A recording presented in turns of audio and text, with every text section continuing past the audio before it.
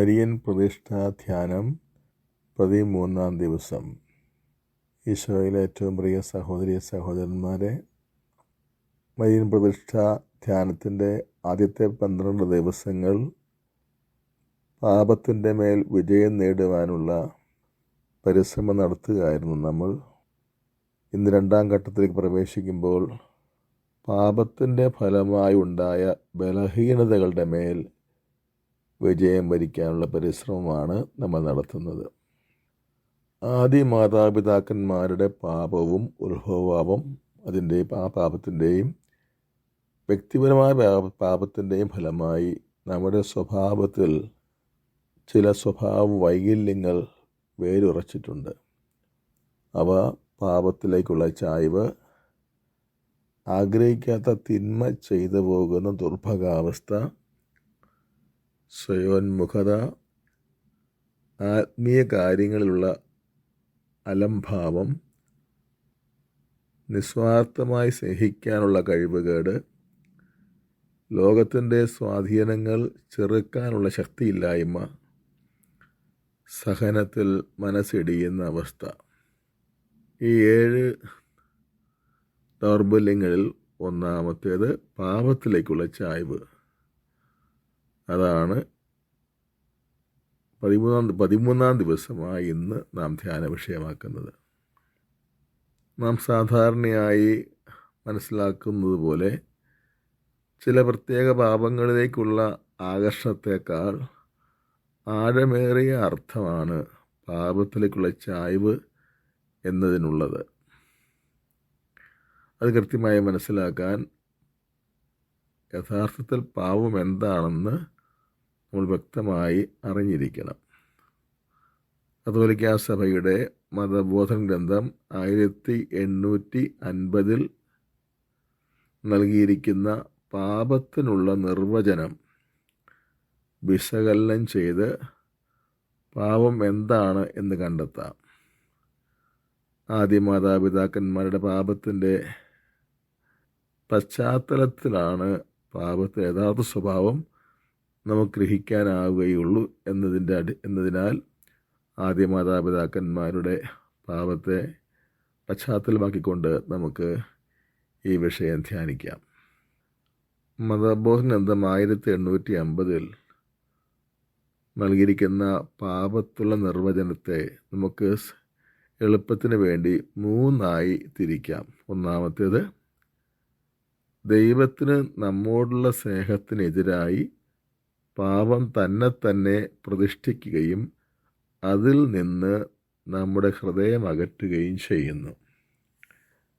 രണ്ടാമത്തേത്, നന്മയും തിന്മയും അറിഞ്ഞുകൊണ്ടും തീരുമാനിച്ചുകൊണ്ടും ദൈവത്തെപ്പോലെ ആകാനുള്ള തീരുമാനത്തിലൂടെ ദൈവത്തിനെതിരെ നടത്തുന്ന മത്സരം. 3, ദൈവത്തെ നിന്ദിച്ചുകൊണ്ട് പോലുമുള്ള ആത്മസ്നേഹം. ഇവ ഓരോന്നും അല്പമായി വിശകലനം ചെയ്തുകൊണ്ട് പാപത്തിലേക്കുള്ള ചായ്വ് എന്താണെന്ന് നമുക്ക് മനസ്സിലാക്കാൻ ശ്രമിക്കാം.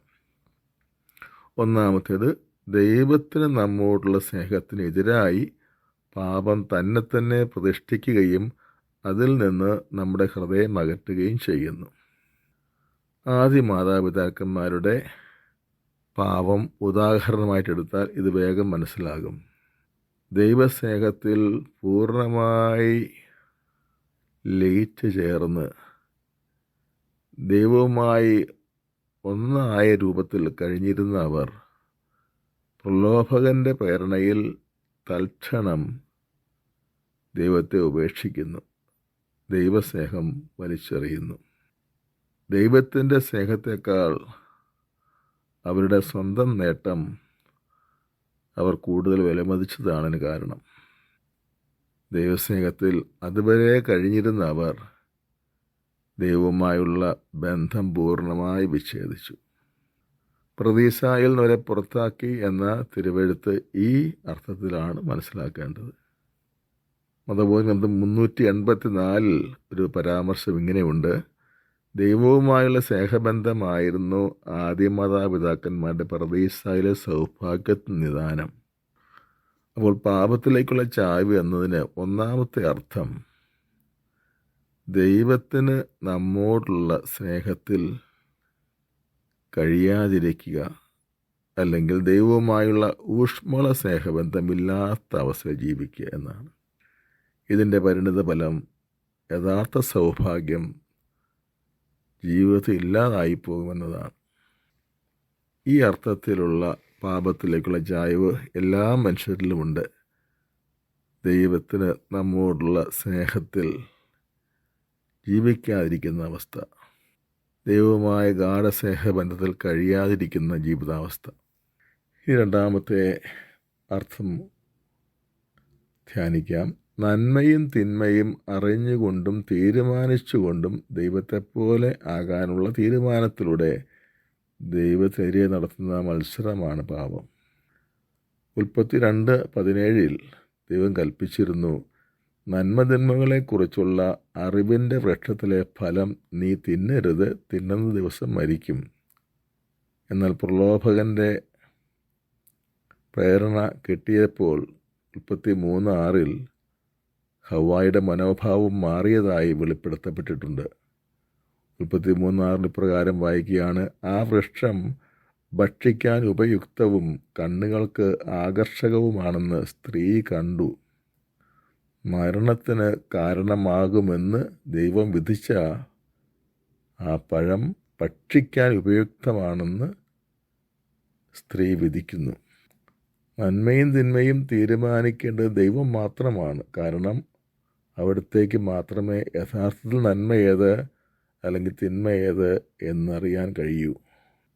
മനുഷ്യൻ അത് തീരുമാനിക്കുക എന്നതിനർത്ഥം അവൻ ദൈവത്തോട് മത്സരിക്കുക എന്നാണ്.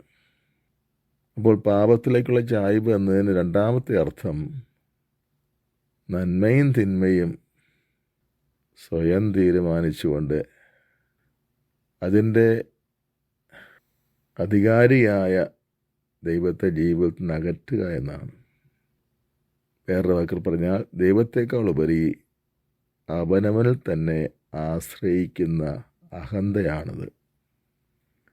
തിന്മയും ദൈവം വിധിച്ചത് നന്മയും ദുർവ്യാഖ്യാനം ചെയ്യുന്ന തിന്മയോടുള്ള നീക്കുപോക്കാണിത്.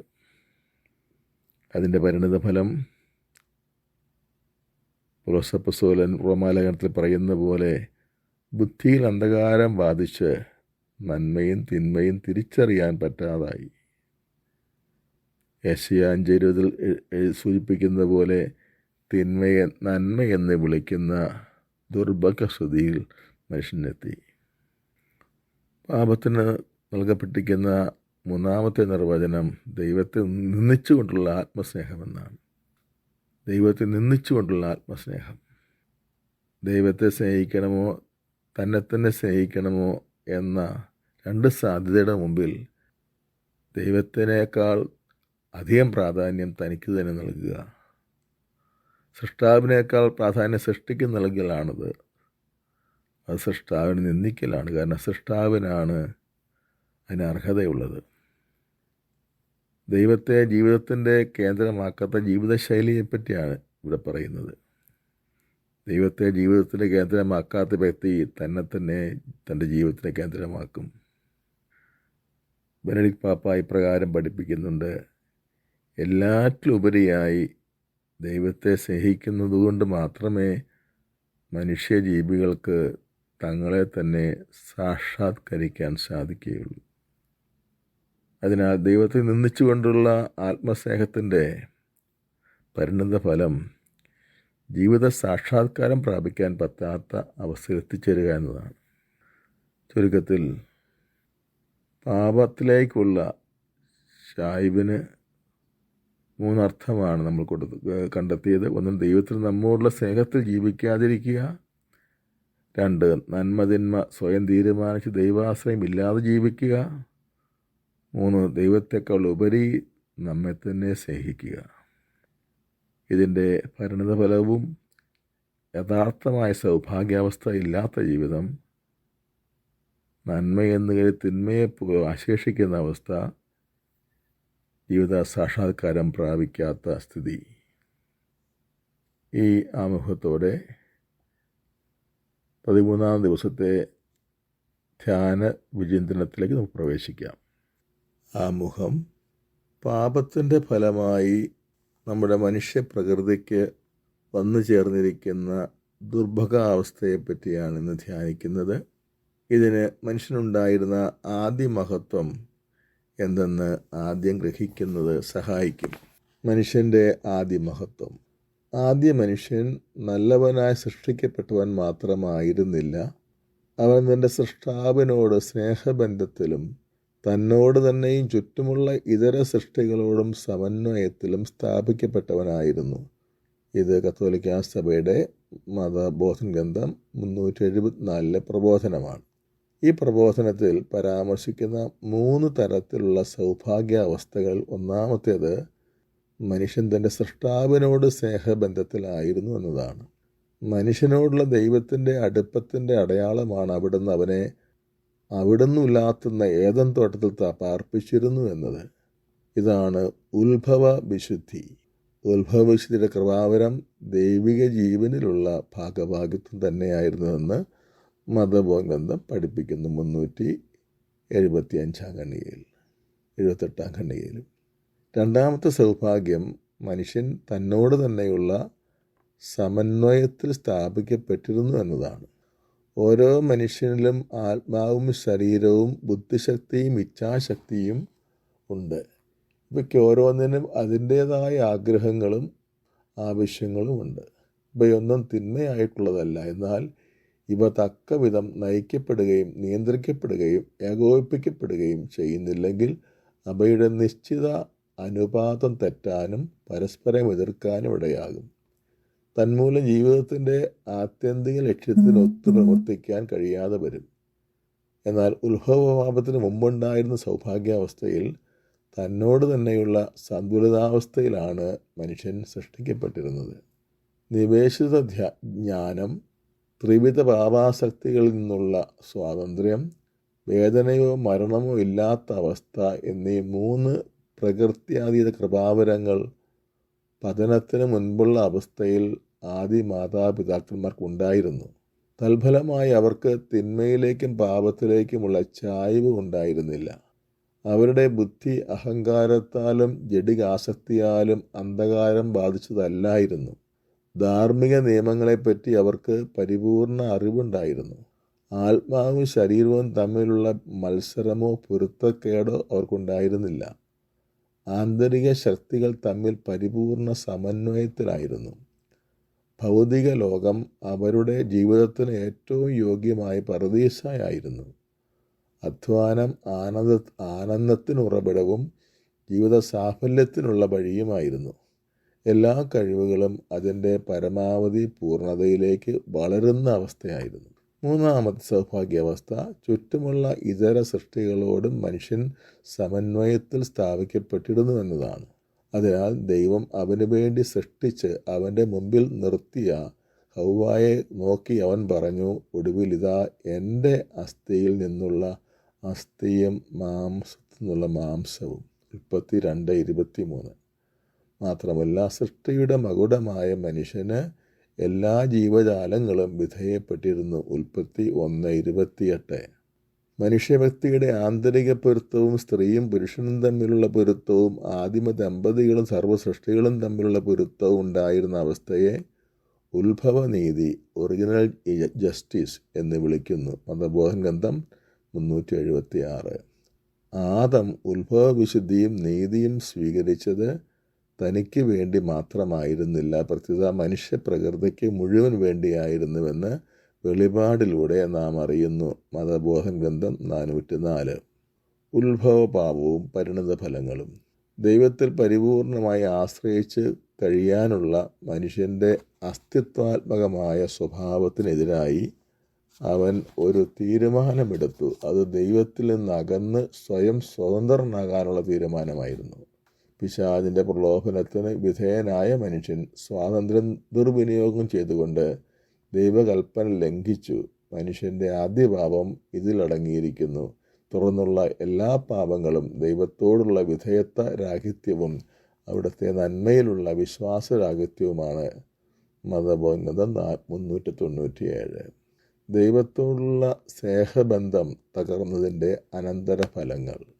ദൈവവുമായുള്ള ബന്ധത്തകർച്ച അനിവാര്യമായി അവനവനോട് തന്നെയും സഹചരോടും സൃഷ്ടപ്രപഞ്ചത്തോടും അവനുണ്ടായിരുന്ന ആരോഗ്യകരമായ ബന്ധം തകർത്തു. ഉത്ഭവനീതിയുടെ അവസ്ഥയിൽ ആദ്യ മാതാപിതാക്കന്മാർക്കുണ്ടായിരുന്ന സന്തുലിതാവസ്ഥ നശിപ്പിക്കപ്പെട്ടു. ആത്മാവിൻ്റെ ആന്തരിക ശക്തികൾക്ക് ശരീരത്തിൻ്റെ മേലുണ്ടായിരുന്ന നിയന്ത്രണം ഭേദിക്കപ്പെട്ടു. സ്ത്രീ പുരുഷ ബന്ധം സംഘർഷാത്മകമായി. ലൈംഗിക ദുരാശയും ആധിപത്യവും അവരുടെ ബന്ധങ്ങൾ പ്രത്യക്ഷമായി. ഇതര സൃഷ്ടികളുമായുള്ള പൊരുത്തവും ശിഥിലമായി. സൃഷ്ടപ്രപഞ്ചം മനുഷ്യന് അന്യവും വിരുദ്ധവുമായി. മനുഷ്യൻ നിമിത്തം സൃഷ്ടപ്രപഞ്ചം ജീർണതയുടെ അടിമത്തത്തിന് വിധേയമായി. അവസാനമായി ദൈവത്തെ നിരസിക്കുന്നതിൻ്റെ അനിവാര്യ ഫലമെന്ന് സ്പഷ്ടമായി അറിയിച്ചിരുന്ന ദുരന്തവും സംജാതമായി. മനുഷ്യൻ മണ്ണിലേക്ക് തന്നെ മടങ്ങും. എന്തെന്നാൽ അതിൽ നിന്ന് എടുക്കപ്പെട്ടവനാണ് അവൻ. അങ്ങനെ മരണം മനുഷ്യചരിത്രത്തിലേക്ക് പ്രവേശിച്ചു. അതുപോലെ 400-ാം ഖണ്ഡിക. ആദ്യ പാപത്തിൻ്റെ വിനാശം മനുഷ്യരാശി മുഴുവനും. ആദ്യ മാതാപിതാക്കന്മാർക്ക് ആദ്യ പാപഫലമായി സംഭവിച്ച തകർച്ച മനുഷ്യവംശം മുഴുവനിലേക്കും സംക്രമിച്ചു. തിരുസഭയുടെ മതബോധം 416 അതേപ്പറ്റി പഠിപ്പിക്കുന്നുണ്ട്. ആദ്യ മനുഷ്യൻ എന്ന നിലയിൽ ആദം സ്വന്തം പാപം മൂലം ദൈവദത്തമായ ഉത്ഭവ വിശുദ്ധിയും നീതിയും നഷ്ടമാക്കി. തനിക്ക് മാത്രമല്ല എല്ലാ മനുഷ്യർക്കും നഷ്ടമാക്കി. മതബോധം 417 അതേപ്പറ്റി വിശദമായി പ്രകാരം പഠിപ്പിക്കുന്നു. തങ്ങളുടെ ആദ്യ പാപം മൂലം വ്രണിതവും തന്മൂലം ഉത്ഭവ വിശുദ്ധിയും നീതിയും നഷ്ടപ്പെട്ടതുമായ ഒരു മനുഷ്യ പ്രകൃതിയാണ് ആദവും ഹവ്വായും തങ്ങളുടെ പിൻഗാമികൾക്ക് പകർന്നു കൊടുത്തത്. ഈ നഷ്ടാവസ്ഥയെയാണ് ഉത്ഭവഭാവം എന്ന് വിളിക്കുന്നത്. മതബോധം 418-ാം ഖണ്ഡിക ഉത്ഭവഭാവത്തിൻ്റെ പരിണിത ഫലങ്ങൾ പഠിപ്പിക്കുന്നത് ഇങ്ങനെയാണ്. ഉത്ഭവപാപഫലമായി മനുഷ്യപ്രകൃതിയിലെ കഴിവുകൾ ദുർബലങ്ങളായി. അജ്ഞത, വേദന, മരണത്തിൻ്റെ ആധിപത്യം മുതലായവയ്ക്ക് മനുഷ്യപ്രകൃതി വിധേയമാവുകയും പാപപ്രവണത രൂഢമൂലമാവുകയും ചെയ്തു. ഈ പാപപ്രവണതയാണ് പാപാസക്തി എന്ന് വിളിക്കുന്നത്. ആദ്യ പാപം സംക്രമിച്ച വിധം അതുപോലെ 402-ലാണ് പഠിപ്പിക്കുന്നത്. ആദ്യ മാതാപിതാക്കന്മാരുടെ പാപം നമ്മുടെ പാപമായത് എങ്ങനെ? തിരുസഭ തരുന്ന ഉത്തരം ഇങ്ങനെയാണ്. സർവ്വ മനുഷ്യരും ആദത്തിൻ്റെ പാപത്തിൽ ഉൾപ്പെടുന്നു. വിശുദ്ധ പൗലോസ് പ്രസ്താവിക്കുന്നു, ഒരു മനുഷ്യൻ്റെ അനുസരണക്കേടിനാൽ എല്ലാ മനുഷ്യരും പാപികളായി. റോമാലേഖനം 5:12. ആദത്തിൽ മനുഷ്യവംശം മുഴുവനും ഒരു മനുഷ്യൻ്റെ ഏക ശരീരം പോലെയാണ്. മനുഷ്യവംശത്തിൻ്റെ ഈ ഐക്യം മൂലം സർവ്വ മനുഷ്യരും ആദത്തിൻ്റെ പാപത്തിൽ പങ്കുകാരായി.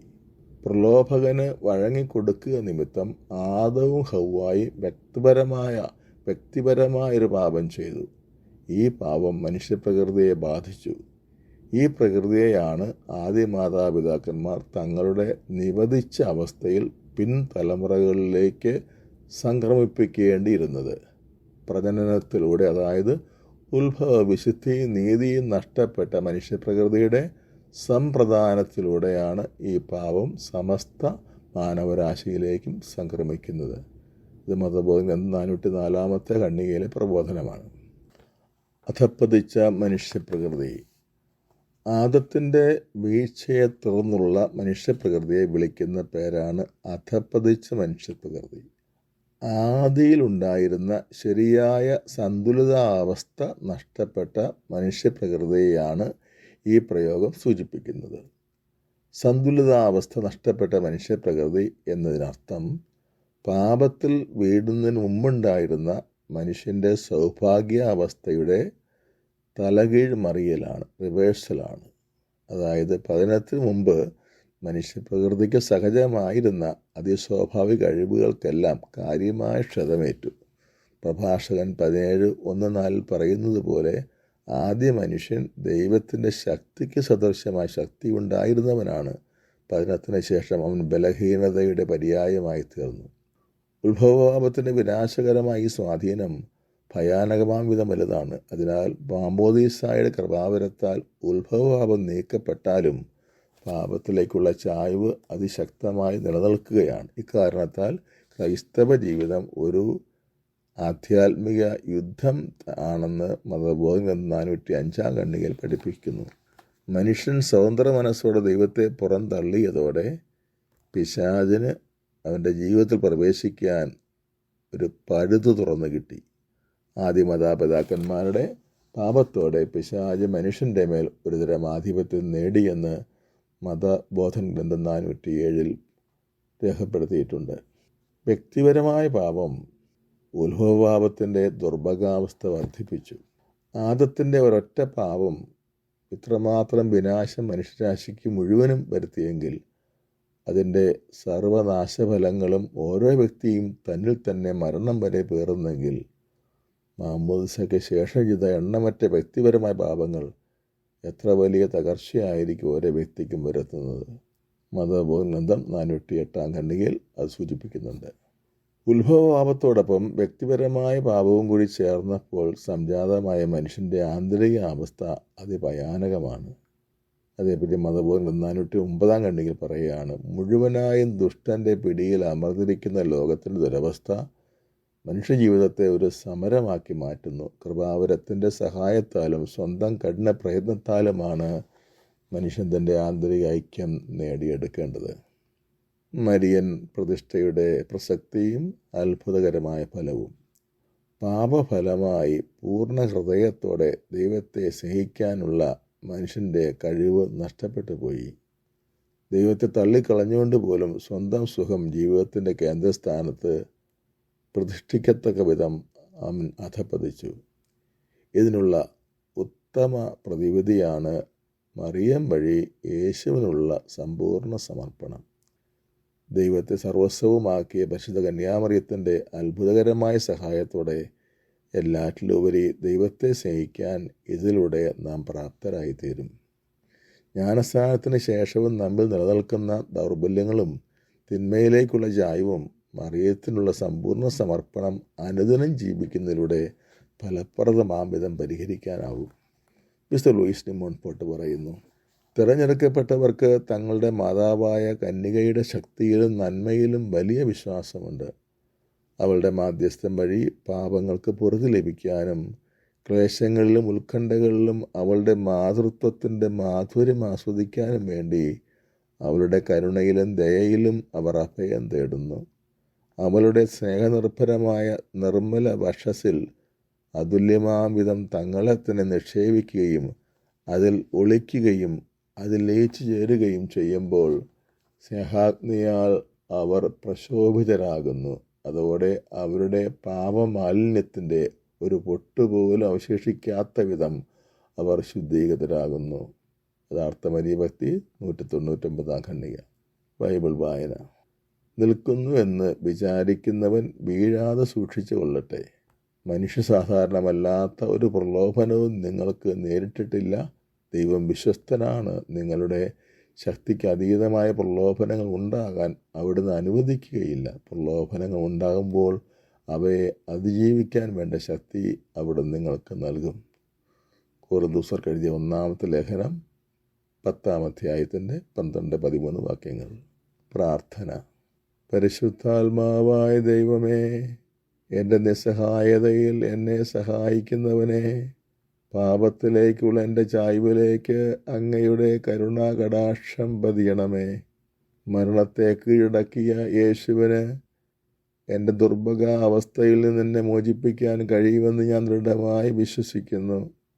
ഉത്ഭവപാപം മൂലവും വ്യക്തിപരമായ പാപങ്ങൾ മൂലവുമുള്ള എൻ്റെ നിർഭാഗ്യ അവസ്ഥയെക്കുറിപ്പറ്റിയുള്ള യഥാർത്ഥ ബോധം അങ്ങയോട് ചേർന്ന് നിൽക്കാനും പരിശുദ്ധ അമ്മയുടെ സഹായം തേടാനും എന്നെ ഉത്തേജിപ്പിക്കട്ടെ. അങ്ങയുടെ മണവാട്ടിയായ പരിശുദ്ധ മറിയത്തിലൂടെ എന്നിൽ പ്രവർത്തിക്കണമേ. ദൈവമാതാവിൻ്റെ മാതൃസഹജമായ മാധ്യസ്ഥത്തിന് തിരുക്കുമാരൻ്റെ ഹൃദയത്തിൽ നിന്ന് സർവ്വതും നേടിത്തരാനാകും എന്ന് ഞാൻ വിശ്വസിക്കുന്നു. എൻ്റെ അമ്മേ, എൻ്റെ ആശ്രയമേ, എനിക്ക് തുണയായിരിക്കണമേ. ആമേൻ. സൽകൃത്യം. അന്ധമായ ആത്മവിശ്വാസം വെടിഞ്ഞ് കൂടെ സുഹൃതയോഗങ്ങൾ ചൊല്ലി ദൈവസഹായം അഭ്യർത്ഥിക്കുക.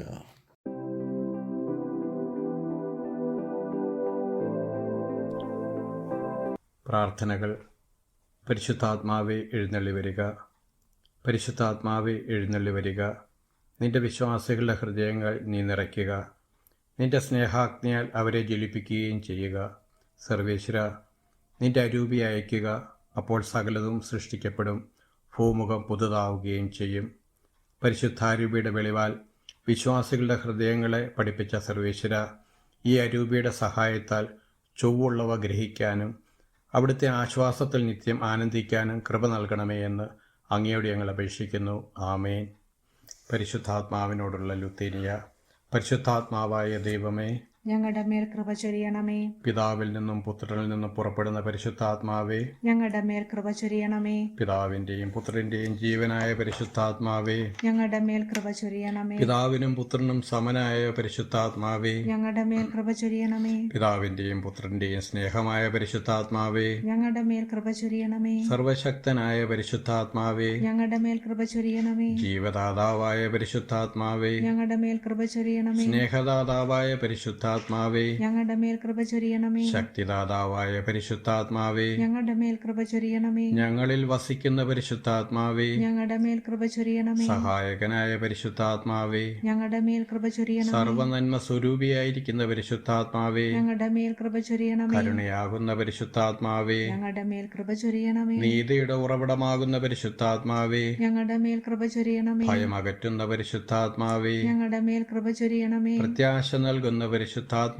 ഞങ്ങളുടെ മേൽ കൃപ ചൊരിയണമേ. ജ്ഞാനം നൽകുന്ന പരിശുദ്ധാത്മാവേ, ഞങ്ങളുടെ മേൽ കൃപ ചൊരിയണമേ. ബുദ്ധി നൽകുന്ന പരിശുദ്ധാത്മാവേ, ഞങ്ങളുടെ മേൽ കൃപ ചൊരിയണമേ. അറിവ് നൽകുന്ന പരിശുദ്ധാത്മാവേ, ഞങ്ങളുടെ മേൽ കൃപ ചൊരിയണമേ. വിവേകം നൽകുന്ന പരിശുദ്ധാത്മാവേ, ഞങ്ങളുടെ മേൽ കൃപ ചൊരിയണമേ. ആലോചന നൽകുന്ന പരിശുദ്ധാത്മാവേ, ഞങ്ങളുടെ മേൽ കൃപ ചൊരിയണമേ. ദൈവഭക്തി നൽകുന്ന പരിശുദ്ധാത്മാവേ, ഞങ്ങളുടെ മേൽ കൃപ ചൊരിയണമേ. ദൈവഭയം നൽകുന്ന പരിശുദ്ധാത്മാവേ, ഞങ്ങളുടെ മേൽ കൃപ ചൊരിയണമേ. ആത്മശക്തി നൽകുന്ന പരിശുദ്ധാത്മാവേ, ഞങ്ങളുടെ മേൽ കൃപ ചൊരിയണമേ. സ്നേഹമാകുന്ന പരിശുദ്ധാത്മാവേ, ഞങ്ങളുടെ മേൽ കൃപ ചൊരിയണമേ. ശാന്തി നൽകുന്ന പരിശുദ്ധാത്മാവേ, ഞങ്ങളുടെ മേൽ കൃപ ചൊരിയണമേ. ആനന്ദമാകുന്ന പരിശുദ്ധാത്മാവേ, ഞങ്ങളുടെ മേൽ കൃപ ചൊരിയണമേ. ക്ഷമ നൽകുന്ന പരിശുദ്ധാത്മാവേ, ഞങ്ങളുടെ മേൽ കൃപ ചൊരിയണമേ. ദയ നൽകുന്ന പരിശുദ്ധാത്മാവേ, ഞങ്ങളുടെ മേൽ കൃപ ചൊരിയണമേ. നന്മ നൽകുന്ന പരിശുദ്ധാത്മാവേ, ഞങ്ങളുടെ മേൽ കൃപ ചൊരിയണമേ. സൗമ്യശീലം നൽകുന്ന പരിശുദ്ധാത്മാവേ, ഞങ്ങളുടെ മേൽ കൃപ ചൊരിയണമേ. ബ്രഹ്മചര്യം നൽകുന്ന പരിശുദ്ധാത്മാവേ, ഞങ്ങളുടെ മേൽ കൃപ ചൊരിയണമേ. അനുസരണം നൽകുന്ന പരിശുദ്ധാത്മാവേ, ഞങ്ങളുടെ മേൽ കൃപ ചൊരിയണമേ. വിശ്വാസം നൽകുന്ന പരിശുദ്ധാത്മാവേ, ഞങ്ങളുടെ മേൽ കൃപ ചൊരിയണമേ. സകലത്തെയും പവിത്രീകരിക്കുന്ന പരിശുദ്ധാത്മാവേ, ഞങ്ങളുടെ മേൽ കൃപ ചൊരിയണമേ. സകലത്തെയും ശക്തിമൽക്കരിക്കുന്ന പരിശുദ്ധാത്മാവേ, ഞങ്ങളുടെ മേൽ കൃപ ചൊരിയണമേ. പ്രലോഭനങ്ങളിൽ നിന്ന് വിമോചിപ്പിക്കുന്ന പരിശുദ്ധാത്മാവേ, ഞങ്ങളുടെ മേൽ കൃപ ചൊരിയണമേ. സാത്താന്റെ കുടലിലെ തന്ത്രങ്ങളിൽ നിന്ന് ഞങ്ങളെ രക്ഷിക്കുന്ന പരിശുദ്ധാത്മാവേ, ഞങ്ങളുടെ മേൽ കൃപ ചൊരിയണമേ. പ്രതികൂല സാഹചര്യങ്ങൾ അതിജീവിക്കാൻ ശക്തി നൽകുന്ന പരിശുദ്ധാത്മാവേ, ഞങ്ങളുടെ മേൽ കൃപ ചൊരിയണമേ. വചനം ഹൃദയത്തിൽ സംഗ്രഹിക്കുന്ന പരിശുദ്ധാത്മാവേ, ഞങ്ങളുടെ മേൽ കൃപ ചൊരിയണമേ. വിശുദ്ധ കുർബാനയിൽ നിറഞ്ഞിരിക്കുന്ന പരിശുദ്ധാത്മാവേ, ഞങ്ങളുടെ മേൽ കൃപ ചൊരിയണമേ. കൂദാശകളിലൂടെ ഞങ്ങളെ പവിത്രീകരിക്കുന്ന പരിശുദ്ധാത്മാവേ, ഞങ്ങളുടെ മേൽ കൃപ ചൊരിയണമേ. ജീവജലത്തിന്റെ അരൂപിയായ പരിശുദ്ധാത്മാവേ, ഞങ്ങളുടെ മേൽ കൃപ ചൊരിയണമേ. നിത്യജീവനിലേക്ക് എന്നെ നയിക്കുന്ന പരിശുദ്ധാത്മാവേ, ഞങ്ങളുടെ മേൽ കൃപ ചൊരിയണമേ. എന്റെ ഹൃദയത്തിലേക്ക് ചൊരിയപ്പെട്ടിരിക്കുന്ന പരിശുദ്ധാത്മാവേ, ഞങ്ങളുടെ മേൽ കൃപ ചൊരിയണമേ.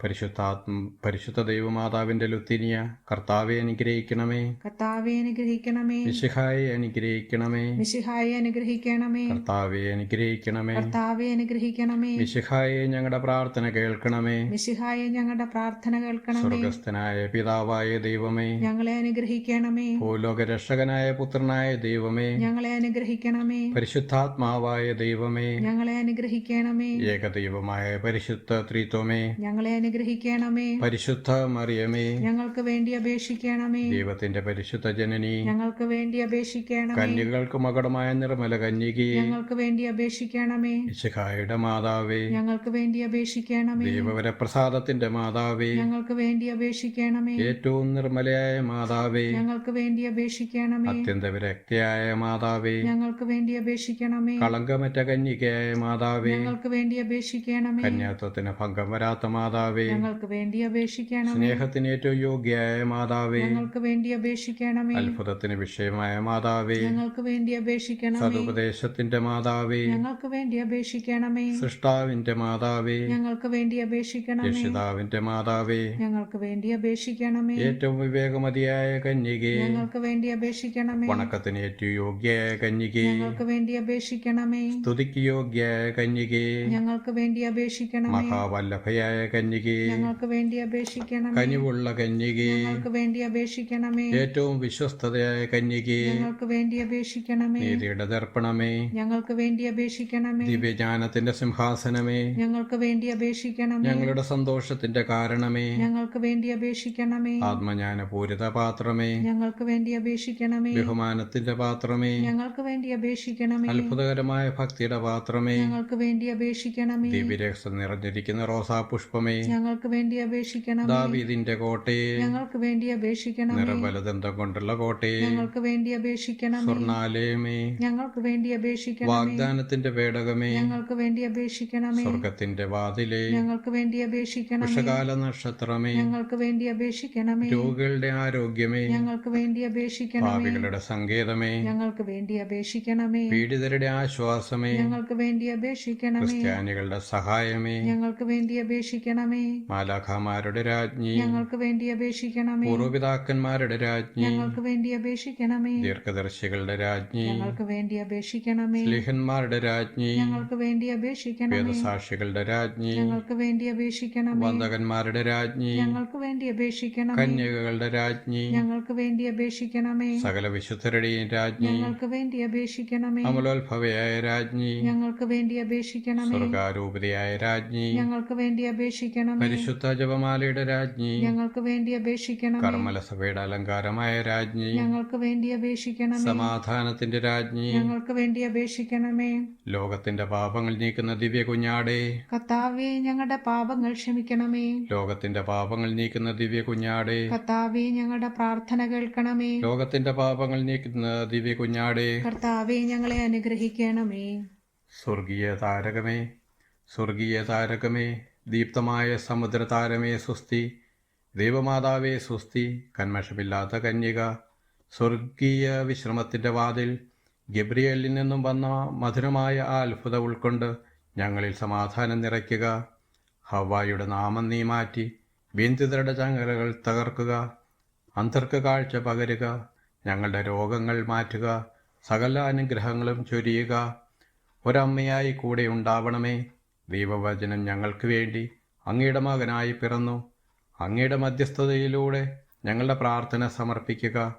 മഹത്വപൂരിതയായ കന്യകയെ, ദയുള്ളവരിൽ ദയാവാരിധേ, കന്മഷരഹിതേ, ഞങ്ങളെ സംരക്ഷിക്കുക. ശുദ്ധരും കളങ്കരഹിതരുമായി ഞങ്ങളുടെ ജീവിതങ്ങളെ കറയില്ലാതെ കാക്കുക. പാദങ്ങളെ സുരക്ഷിതമാക്കുക. ക്രിസ്തുവിൽ ഞങ്ങൾ പൂർണ്ണ സന്തോഷം കണ്ടെത്തുന്നതുവരെ ഉന്നതങ്ങളിൽ വസിക്കുന്ന പിതാവും പുത്രനും പരിശുദ്ധാത്മാവുമായ സർവശക്തനായവന് സകല മഹത്വവും. ആമേൻ.